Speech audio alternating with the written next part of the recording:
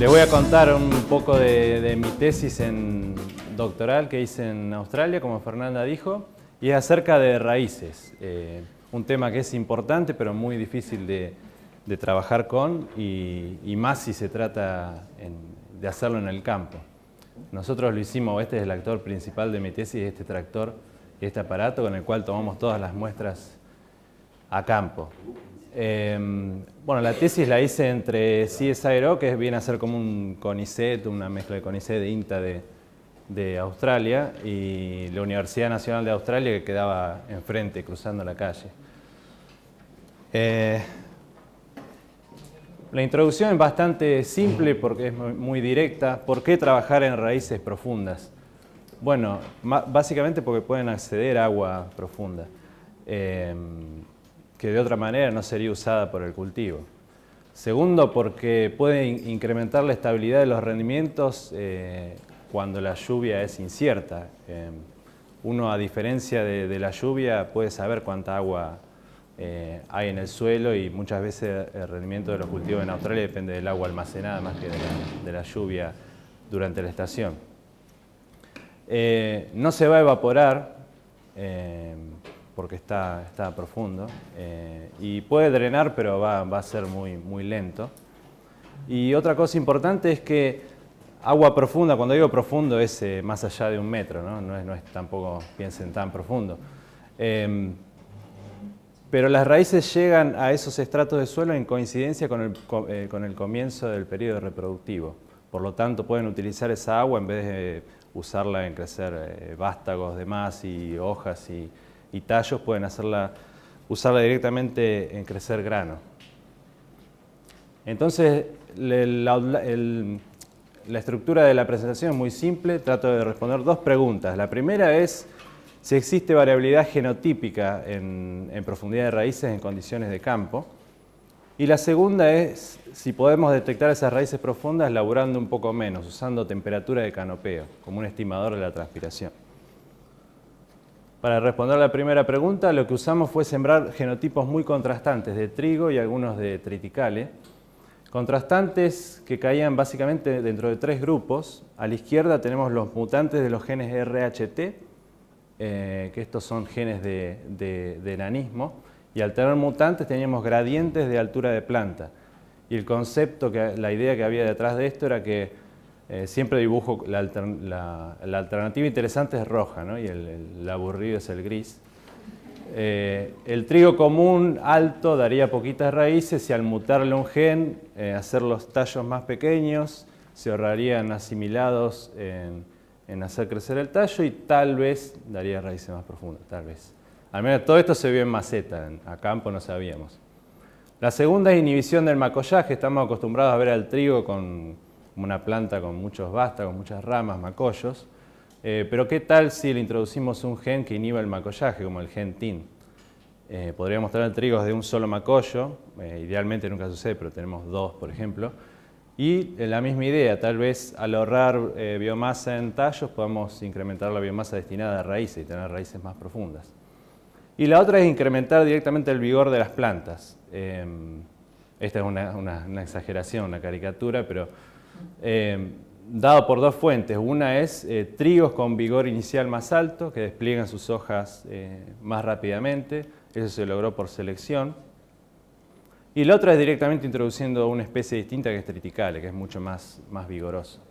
Y bueno, la idea es que una planta que crece más en la parte aérea también tenga más raíces, ¿no?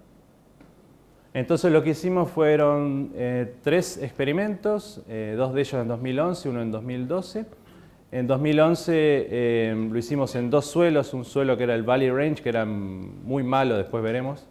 Fue un error hacer tal vez el experimento en ese suelo. Y el otro en otro suelo bueno, y 36 genotipos en cada uno de esos experimentos. En 2012, en el suelo bueno, usamos solamente 8 genotipos que eran los que habían mostrado las raíces más profundas durante 2011. Y los genotipos que usamos eran trigos comerciales que se usaban en esa zona de Australia como referencia.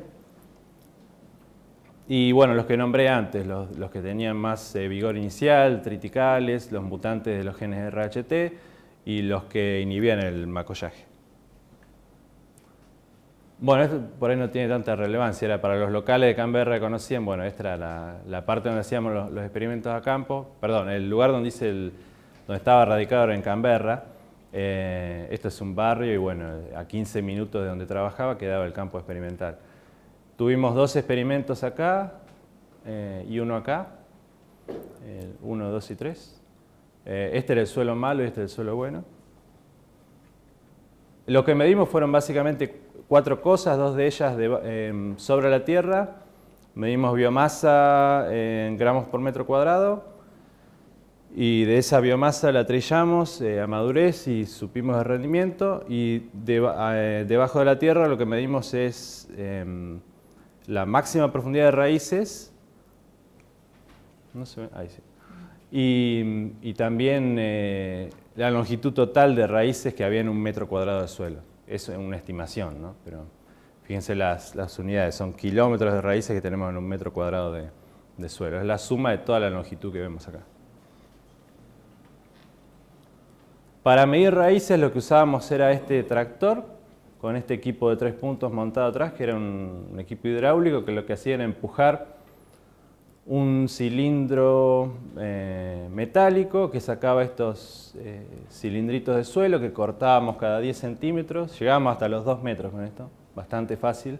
Era muy fácil sacar muestras, muy difícil luego qué hacer con ellas. Pero cortábamos cada 10 centímetros y tomábamos esos 10 centímetros, los rompíamos a mano y a ojo contábamos cuántas puntas de raíces veíamos. Y eso, por ejemplo, en un año fueron 36 genotipos por 2 sitios, 4 réplicas por sitio, 4 de estos cilindros por réplica, era como 1000 y pico y después por 20 que contaba. Era un trabajo tremendo que, como verán al final, tal vez no valga la pena, pero buena conclusión directa. Pero lo interesante de esos conteos de raíces, más que saber la variable la inventé, el root count density, la densidad de cuenta de raíces, en vez de saber cuántas puntitas de raíces veíamos en la superficie de ese cilindro de suelo, estaría más bueno, más interesante saber la densidad de raíces, que serían cuántos centímetros de raíces vemos en 1 centímetro cúbico de suelo. Para hacer eso lavamos algunos cilindros de suelo, pero no todos porque era mucho, lavamos digamos el 5%, con esta máquina que lo que hacía era, bueno, poníamos la muestra, esto se remueve, ¿no? Este PVC se remueve y uno pone la muestra acá al fondo y lo tapa, y lo que hace esto es mandar aire a presión y agua a presión por 3 vías. Y va rompiendo los terrones del suelo y bueno, todo flota por acá y las raíces son coladas en una especie de filtro colador, como un mosquitero o algo así. Y bueno, lo que obteníamos, como lavamos solamente el 5%, obteníamos relaciones entre lo que habíamos contado en el campo, dividido centímetro cuadrado, y lo que había lavado en el aparato lavado y luego zarandeado y escaneado, y con un programa que analiza imágenes se puede saber cuántos centímetros de raíces hay. Entonces, al tener la relación entre uno y otro, uno podría predecir con esta ecuación, con la ecuación azul más que la roja, porque siempre como que sobreestimaba siempre a valores muy altos y subestimaba valores bajos, entonces usé una curva y predecía, de las cuentas del campo, predecía cuánta root length density había en el cilindro. Otro tema era la variabilidad espacial. Yo estoy poniendo todos los problemas con los cuales tenía que lidiar al muestrear raíces. Que si este era mi experimento, uno tenía que medir las dimensiones de la columna y de la fila, porque después había problemas. Por ejemplo, este tal vez es un resultado, pero lo muestro por adelantado para que vean lo que es la variabilidad espacial. Esto sería la longitud de raíces, kilómetros por metro cuadrado. En intensidad de azul, cuanto más oscuro hay poco, pero claro es como 20. Y esto es el experimento, pero exagerada en esta dimensión. Y lo que se ve, tal vez alcancen a ver que si nos vamos hacia la derecha está más oscuro el color y hacia la izquierda es más claro. Hay como un efecto espacial del suelo bastante grande. Entonces uno lo que tiene que hacer cuando hace estadística es cuando quiere predecir su variable de respuesta ahí, lo que tiene que hacer es incorporar el efecto de la columna y de la fila. Y de esa manera poder sacar sacar el bloque y poder destilar el efecto del genotipo. Luego de haber hecho todo eso, podemos ir a ver los resultados. Aquí lo que vemos es correlaciones como generales entre atributos de las raíces y atributos de rendimiento y de biomasa. Lo que se ve es que hay relación entre biomasa y profundidad de raíces, hay relación entre biomasa y longitud de raíces y rendimiento y profundidad y rendimiento y longitud, pero cada color es un experimento.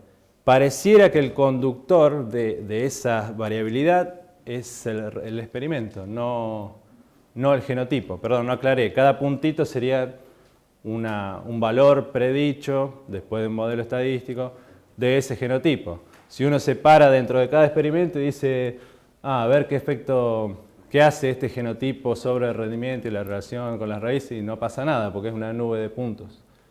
Entonces está como todo traccionado por el experimento.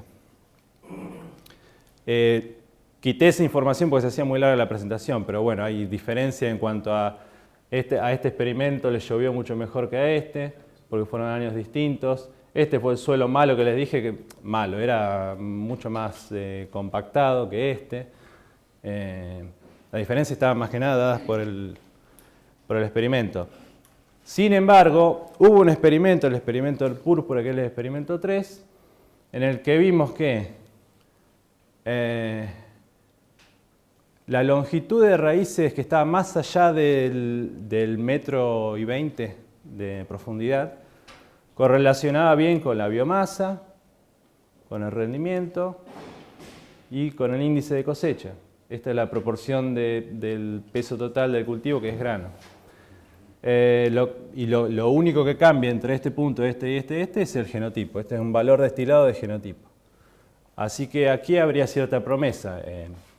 Perdón, no aclaré que los triángulos son triticales, pero pareciera, ¿no?, que este genotipo que generó tantas raíces ahí profundo también rindió más y generó más biomasa, con un mayor índice de cosecha.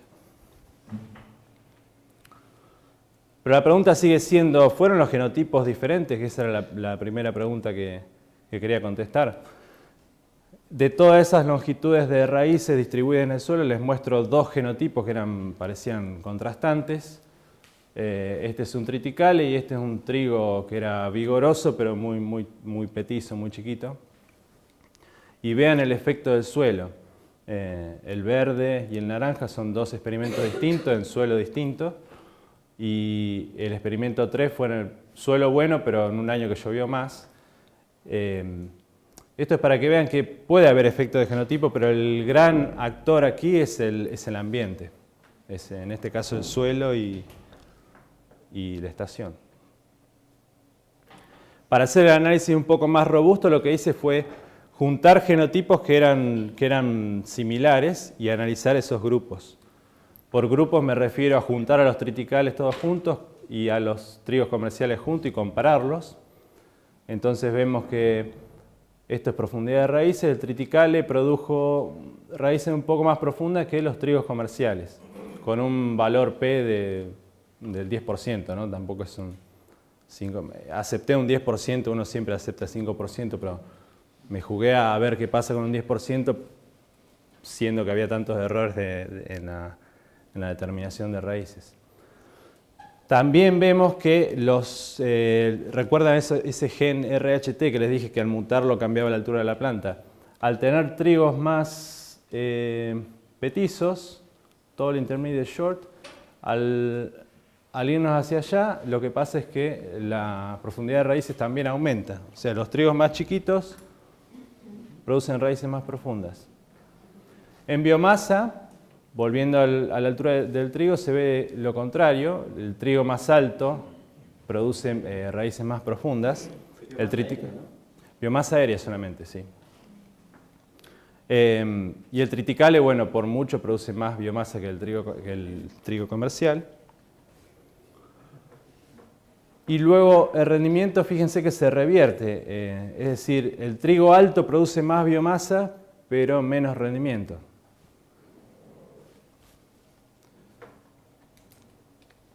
Perdón, no comenté, las últimas barras son acerca del con y sin macollaje. No sé, ¿vieron efecto de maceta? Yo a campo no vi nada. Siempre las barras de error daban que... ¿En raíces sí? ¿Cómo? En raíces. Sí, pero... sí, la barra de error dice, esto es error estándar. Claro, no es significativo. Había una sugerencia, pero... Una tendencia, pero no... Entonces esto de que el trigo petizo produce más rendimiento y raíces más profundas nos llevaba a pensar que tal vez haya una alteración en la partición de biomasa. Aquí lo que tienen es los trigos medio dibujados, medio caricaturesco, exageradas las dimensiones tal vez, pero si ven, esta es la altura del canopeo, lo máximo que se alcanza a floración, y aquí vemos profundidad de raíces, vemos que cuanto más bajito el canopeo, más profundas las raíces. La biomasa cae, pero el rendimiento sube. Por eso puede ser que, lo que decíamos en la introducción, que al ahorrar biomasa en tallo, uno lo puede destinar más a grano y a raíces. Igual hay que ser cauteloso con esta aseveración porque este punto acá, el fucsia es un valor influyente. Sin él esas relaciones no serían significativas. Entonces, conclusiones de esta primera parte es que bueno, los atributos de raíces correlacionaron con los atributos de biomasa aérea y de rendimiento, pero el efecto del ambiente es mucho más grande que el efecto de los genotipos. La segunda es que bueno, el triticale fue evidente que hizo crecer raíces más profundas y tuvo más rendimiento que el trigo comercial. La biomasa, el rendimiento y el índice de cosecha se correlacionaron con la profundidad, con la longitud de raíces profundas, esa que estaban más allá de 120 centímetros. Y el último es que cuando, bueno, esta hipótesis de la partición, que cuando las plantas se volvían más petizas, incrementaban la profundidad de raíces y el rendimiento, pero reducían la biomasa total, lo cual sugiere un cambio en la partición de biomasa de tallos a granos y a raíces. La segunda pregunta es si podemos detectar estos genotipos con raíces más profundas sin laburar tanto, sin sacar raíces, pero directamente midiendo con un aparato la temperatura del canopeo. Y la teoría detrás de esto es que si uno a un cultivo, si uno toma la radiación neta, esto es la radiación que le llega del sol y de los alrededores, y le saca la que se refleja por albedo, uno se queda con la radiación neta, ¿no? De esa radiación neta se descompone en esta ecuación que tiene 4 partes, donde P es importante, es fotosíntesis, pero es chiquito, es 1% más o menos, así que es despreciable aquí, lo sacamos. Ese es lo que se conduce en el suelo. Como el cultivo era de floración en adelante, el suelo está todo cubierto y la conducción de calor hacia el suelo es probablemente poca. Así que nos quedamos con que de la radiación neta que llega del sol y de los alrededores, las plantas las pueden descomponer entre calor latente y calor sensible. Hay dos situaciones. A la izquierda, lo verde, si la transpiración es alta, una misma radiación neta se descompone entre un montón de calor latente y lo que queda es calor sensible, calor que podemos medir con un termómetro. Eso es cuando la transpiración es alta. Entonces el calor sensible que medimos con un termómetro va a ser poquito, incluso sería negativo a veces cuando el cultivo está más frío que el alrededor, está tomando calor de los alrededores. cuando la transpiración es baja, la misma radiación se particiona en mucho más calor sensible y poquito calor latente o nada. Por eso el calor sensible es un buen estimador, lo que medimos con un termómetro, de lo que está pasando con la transpiración. Entonces los experimentos que hicimos fueron dos en el suelo bueno, pero nos focalizamos solamente en dos genotipos. Esto fue porque había llegado un momento a mi tesis que los datos estaban muy complicados y no encontraba nada que sea distinto hasta que no nos llamamos al estadístico. Y entonces no sabía qué genotipos eran los más interesantes para trabajar y me puse a hablar con un científico, un agrónomo que era muy bueno, donde él había medido mucho con la sonda de neutrones y le digo, ¿y vos qué genotipo conoces que absorban agua distinto o hayas visto diferencias? Y mira, yo conozco a Gregory y a Derrimut, que eran dos comerciales, donde él los había visto diferentes. Entonces yo agarré y sembré esos dos. Los experimentos fueron en el mismo lugar, en el suelo bueno, experimento 4 en el 2013 y después en el 2014 otra vez. Y lo que medimos eran las mismas 4 cosas, pero además le sumamos otra que era temperatura de canopeo con ese aparatito que se ve ahí. Y después la succión del agua del suelo, el potencial agua, el potencial mátrico del suelo en kilopascales con una tecnología muy vieja que se llaman gypsum blocks, que son bloquecitos de yeso. Este bloquecito de yeso, yo no sé, hasta que no llegué a Australia nunca había visto, pero creo que ya muchos tal vez lo conocen. Lo que hace es, hay un electrodo acá adentro, otro acá adentro, y está dentro de una matriz porosa de yeso. Y bueno, hay un algoritmo que dice que a cierta resistencia de la corriente de pasar de acá hasta acá, le corresponde cierta humedad del medio.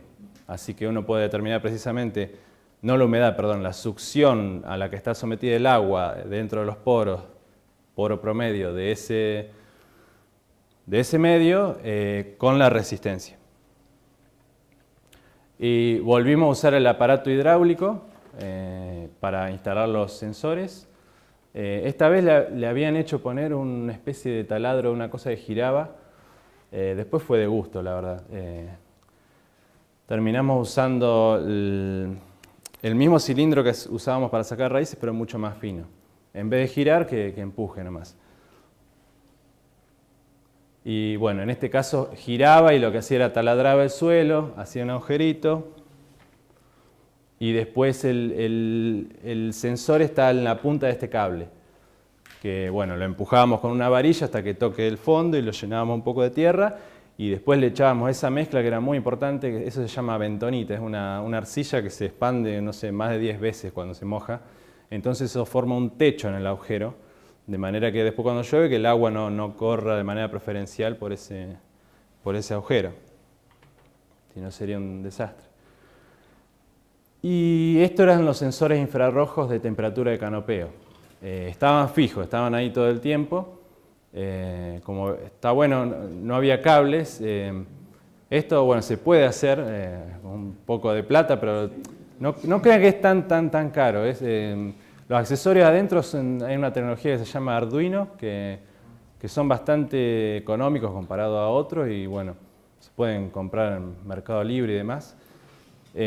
Lo que tenía esto era un sensor infrarrojo en la punta que enfocaba al cultivo y después un aparatito adentro que se le adosaba a otra cosita que era Wi-Fi y transmitía los datos a una central. Y aquí está el aparato visto de otro ángulo, en esa punta está el sensor infrarrojo. Y esas eran las parcelas terminadas, donde tenía, bueno, estos cables que se ven ahí son los sensores de humedad. Aquí había sondas de neutrones para calibrar después. Y sobre estas cositas que los australianos usan todo el tiempo, star pickets, son para hacer alambrados. Sobre estas cosas negras podíamos los sensores infrarrojos. El tema es que el bloque de yeso me daba una unidad de succión. Me decía el potencial mátrico del suelo en kilopascals. Esto está en una escala logarítmica. A mí lo que me interesaba saber, y seguramente ustedes también, es el contenido de agua del suelo en volumétrico. Entonces, lo que uno necesita para eso es construir curvas de retención de humedad, que para suelos típicos serían estas. Para una arcilla sería así, para un suelo franco sería esta relación y para una arena sería esa relación. Vale aclarar, por ejemplo, que cuando nos acercamos por acá es el punto de marchitez permanente de las plantas, a 1500, digamos, y más o menos entre 10 y 30, depende de dónde estemos, pero bueno, digamos por acá es la capacidad de campo del suelo, es la cantidad de agua que queda en el suelo, bueno, es arbitrario, ¿no? Pero 48 horas después de una lluvia. Bueno, esto no, nada, son las relaciones que construyen en el laboratorio, las mismas relaciones que vimos antes, pero ajustadas para el suelo donde dicen los experimentos. Y estos son directamente los resultados. No hubo diferencias significativas, pero parece haber una... No muestro las medias y no los errores estándar porque sería... Pero bueno, 3 experimentos, este era uno extra que no analicé, pero... Y en los 3 experimentos, guarda que la escala es logarítmica. Esta es la root length density en centímetros por centímetro cúbico. La escala es logarítmica y esta es la profundidad del suelo. Pero pareciera, ¿no?, que el Gregory, que es el azul, el Gregory siempre como que da un poquito más de raíces profundo, ¿no? Acá y acá. Perdón, cuando hago la estadística y en vez de ver la longitud de raíces por estrato, miro la máxima profundidad de raíz a la que se llegó, ahí sí Gregory es más profundo. Pero es más interesante el valor de root length density por estrato. No fue significativa, pero bueno, en 3 experimentos pareció dar más longitud.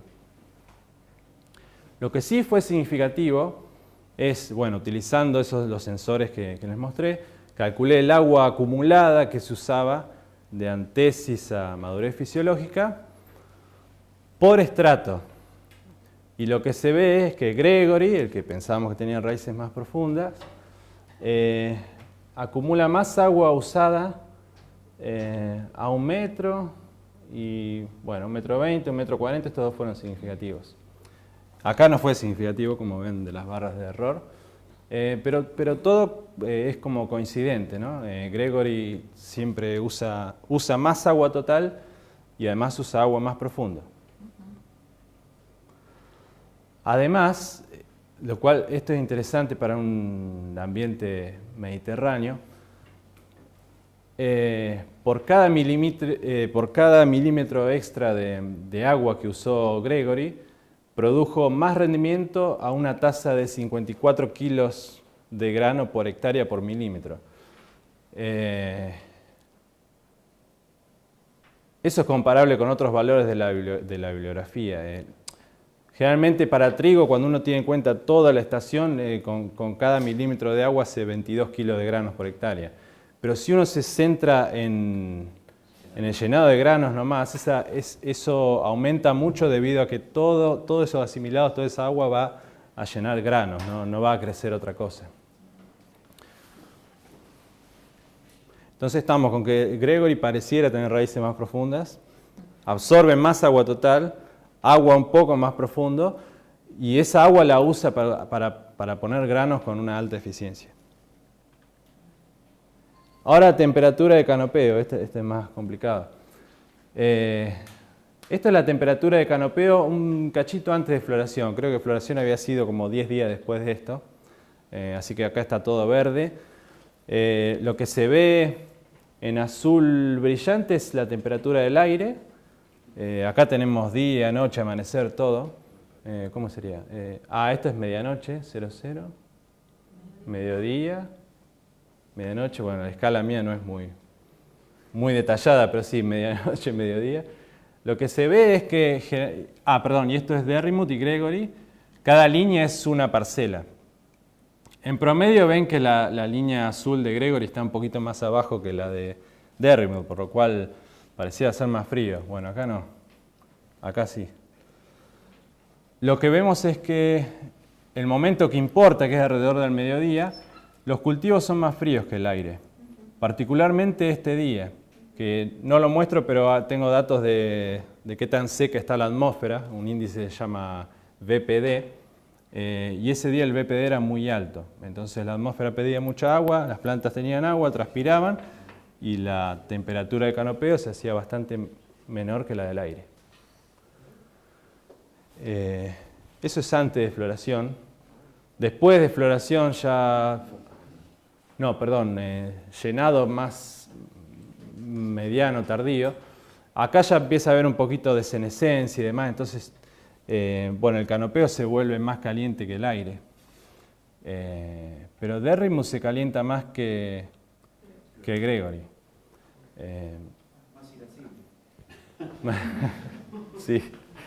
Y bueno, eso podría estar indicando, removiendo, ¿no?, la senescencia, este es un periodo en el cual todavía estaba bastante verde el cultivo, que bueno, Gregory sigue tomando más agua más tarde en el llenado, tal vez beneficiado por raíces más profundas. Lamentablemente, cuando yo correlaciono el uso de agua por día con la diferencia de temperatura en ese mismo día y hago la diferencia entre cada... perdón, no me expliqué bien. Lo que vemos en el gráfico es la temperatura de canopeo de Gregory menos la de Derrimut. Por ejemplo, un valor de -1 quiere decir que ese día, perdón, focalizándome solamente alrededor del mediodía, que es lo importante, ese día Gregory fue 1 grado más frío que Derrimut. Eso quiere decir un -1. Y este es el uso de agua de Gregory menos el de Derrimut. Por ejemplo, un valor de +1 quiere decir que ese día Gregory tomó 1 milímetro más de agua que Derrimut. Yo esperaba una correlación así directa, pero bueno, por tantos errores que hay de medición, o vaya a saber qué, no obtuve esa correlación, pero los puntos caen en el mismo cuadrante, en el que una temperatura de canopeo más fría se condice con un mayor uso de agua. Y lo mismo para los dos experimentos. Entonces las conclusiones de esta segunda parte son que la longitud de raíces media debajo de 1 metro fue, bueno, acá debería cambiarlo, siempre estoy en duda, fue siempre mayor para Gregory. Bueno, no fue siempre mayor porque no fue estadísticamente significativo, pero cambiemos esto por, bueno, pareció ser mayor en Gregory. Gregory fue más frío y eso estuvo asociado con más uso de agua, cayeron en el mismo cuadrante los datos. Y Gregory usó más agua que Derrimut y proporcionalmente más de esa agua vino de más profundo en el suelo. Esto sí es cierto, esto se ve en la... Esto sí fue significativo. Y esto está bueno, que este mayor uso de agua resultó en un mayor rendimiento que fue alcanzado con una alta eficiencia de uso del agua de 54 kilos por hectárea por milímetro, contra los 22, 24 creo que fue actualizado el benchmark, se le llama, contra los 24 kilos que uno obtiene en toda la estación. Así que tener raíces más profundas puede ayudar a capturar más agua más profundo y a generar granos a una alta eficiencia, mayor que la que se obtendría de usar el agua en todo el ciclo. Entonces, conclusiones generales de toda la presentación. Para la pregunta 1 nos preguntamos, ¿hay variabilidad genética en condiciones de campo? Y sí hay, pero hay que tener cuidado. Hay que tener cuidado porque con el diseño de los experimentos, pues el efecto del suelo es mucho mayor que el efecto de los genotipos. Lo segundo es, bueno, más invento, más que... No, pero esto lo trataba de hacer mi grupo cuando yo me fui. Querían usar robots para medir raíces en el campo. Yo no estaba muy de acuerdo, pero bueno. Bueno, pero en cierta manera puede ser que usando métodos más automáticos y no tanta gente, pueda reducir el error. La segunda pregunta es, ¿podemos detectar raíces profundas con temperatura del canopeo? Sí, en este estudio el genotipo que aparentemente tenía raíces más profundas fue más frío. El problema de esto es que fueron dos genotipos.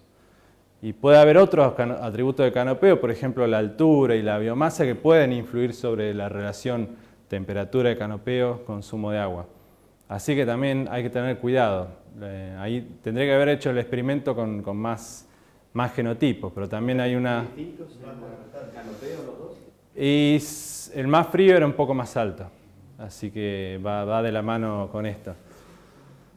El problema es que hay un compromiso entre qué tan fino voy a laburar y qué tan buenos van a ser mis datos y cuántos genotipos voy a muestrear. El problema que tuve al responder a la primera pregunta era que eran 36 genotipos, pero bueno, tenía mucho error en medición de raíces. Y en la segunda, bueno, tal vez se me fue la mano, tendría que haber usado más genotipos, pero no conocía. Usé 2 genotipos y fue un poco más preciso, pero las conclusiones tal vez no sean tan buenas, ¿no? Porque tal vez el más frío era más frío porque producía más biomasa o porque es más alto. Bueno, y eso fue todo, gracias. Este era mi equipo. El tractor, este era el postdoc de mi grupo, Anton Wasson. Este era mi amigo Gilbert, que era el técnico de mi grupo, siempre tenía ideas brillantes. Soy yo y ese era Cassie, era una ayudante que tuvimos muy buena también. Y este era el campo experimental. El suelo, bueno, no, nada que ver con el de acá. Miren ese color lavado. Pero, sí, bueno, muchas gracias por haber venido.